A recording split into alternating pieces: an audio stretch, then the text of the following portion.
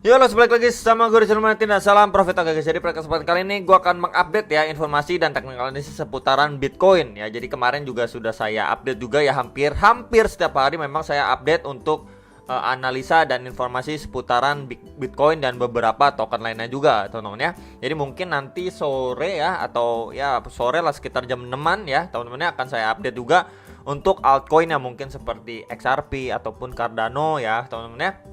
Karena udah banyak banget yang request untuk dua koin itu ya. Jadi nanti akan saya infokan juga. Dan kalian mungkin bisa lihat-lihat juga ya, buat kalian yang demen untuk main game play to earn gitu ya teman. Kemarin sudah saya upload beberapa token juga yang bisa menjadi bahan pertimbangan kalian gitu teman. Oke. Jadi itu sekilas untuk intermezzo ya untuk video kali ini. Dan kita lihat untuk Bitcoin dominance time frame 1 jam, memang kemarin sudah saya infokan ya di update analisa Bitcoin terakhir ya, itu membentuk ini trendline resistance ya bagian atas, dan bawahnya itu support ya. Jadi saya wakilkan dengan garis warna pink ini. Jadi dia membentuk seperti rising wedge, di mana itu adalah salah satu pattern bearish ya, dan dia tepat ya. Sekarang ini posisinya dia sudah breakdown dari support trend line-nya ini teman-teman ya. Jadi kemarin sudah saya infokan juga probabilitasnya dia ketika breakdown akan hit ke beberapa area seperti 42%, 41,5 dan 40,6%. Jadi ini beberapa target penurunan dari Bitcoin dominance. Jadi itu yang kita harapkan untuk Bitcoin dominance atau dominasi si Bitcoin, biar altcoinnya itu dapat space lebih lah teman-teman ya. Kemudian untuk Bitcoinnya kita berharap untuk dia sideways ataupun mengalami kenaikan secara perlahan. Nah, ini untuk time frame 4 jamnya sendiri ya, dia masih bermain di dalam channel ini ya teman-teman, dimana kemarin sudah saya update juga ya, dia bermain di channel ini. Oke, kemudian kita lihat untuk lebih detail lagi time frame 1 jamnya. Oke ya teman, jadi garis warna pink ini berfungsi ya sekali untuk menjadi resisten, support teman. Oke, walaupun memang dia di dalam channel ini. Nah, kemudian ya garis putus-putus tengah ini berperan juga menjadi ya support and resistance teman-teman. Oke, garis putus-putus tengah ini dari channel ini. Oke. Nah, kita bisa lihat untuk pergerakannya si Bitcoin, dia bermain di bagian bawah channel ini ya. Jadi garis tengah ini ya, putus-putus ini menjadi perbatasan lah untuk area bagian atas dari channel ini dan bagian bawah dari channel ini. Oke. Nah, sekarang ini posisinya dia memang masih bermain di area bawah channel ini ya, teman.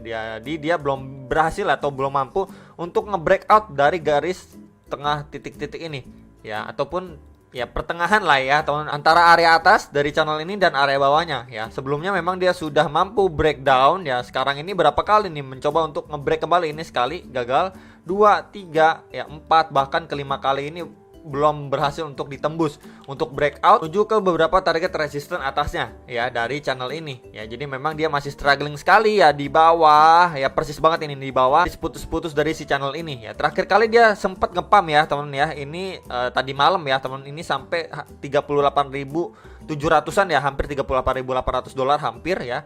Kemudian di sana adanya rejection, kemudian koreksi kembali teman-teman ya. Jadi memang sini kita bisa lihat ya, bagian bawahnya kan tadi sudah saya infokan untuk garis warna pink ini. Nah, atas ini adalah garis warna biru ini. Ya, sekarang ini berfungsi sekali ya menjadi bagian atas sebagai resisten, support, and support teman-teman.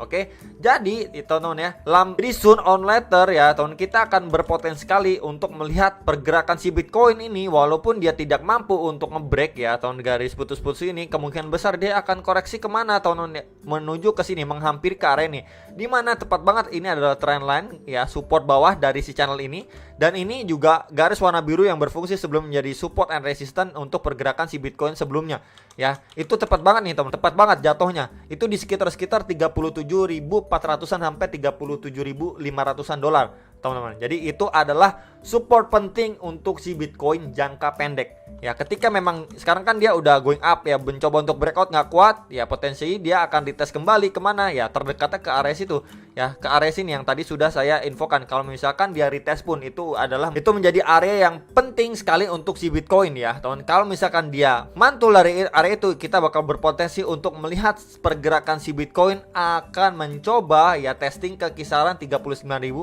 sampai ke garis titik-titik tengah ini, teman-teman, atau di sekitar $40.000 ya. Jadi kisaran range-nya itu ya di sini itu ya, teman-teman ya, kisaran 39 sampai $40.000, di mana itu adalah menjadi next target resistance untuk si Bitcoin.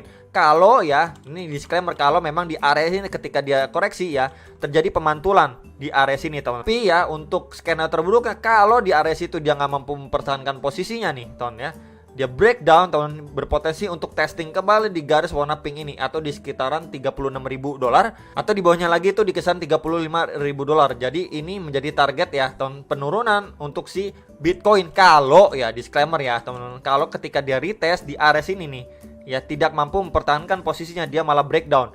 Oke, teman, dimana kita juga bisa lihat ya secara overallnya ya, teman ya, dia ini memang saya lihat pakai time frame 4 jam aja lah biar lebih enak ya. Ini seperti bearish flag pattern loh, teman-teman ya. Di sini ya, tuh.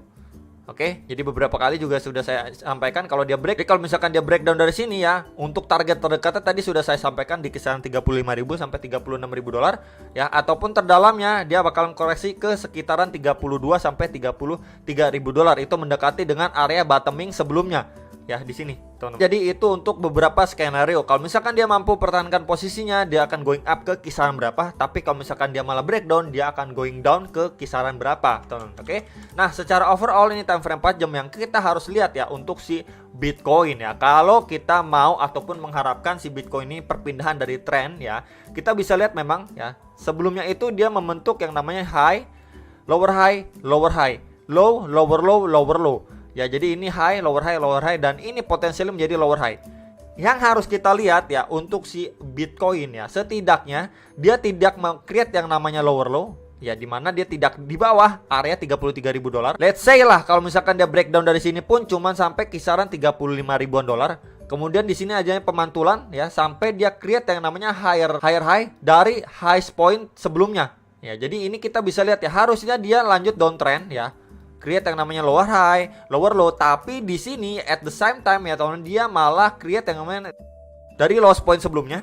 Kemudian dia membentuk higher high dari higher point sebelumnya, teman-teman. Oke, jadi kalau misalkan kejadian seperti ini dulu ya, untuk jangka pendeknya kita akan berpotensi melihat si Bitcoin setidaknya ya akan uptrend jangka pendek. Ingat, uptrend jangka pendek ya, hit ke beberapa target resistance, teman-teman ya, untuk jangka pendeknya ya. Jadi itu yang harus kita perhatikan ya, dia tidak create yang namanya lower low ya dari lowest point sebelumnya ketika memang ya dia dibanting atau koreksi yang cukup dalam bawah area lowest point sebelumnya atau di kisaran $33.000. Kita harus melihat si Bitcoin itu kalau misalkan koreksi ataupun dibanting pun harus di atas area $33.000 kemudian mengalami pemantulan.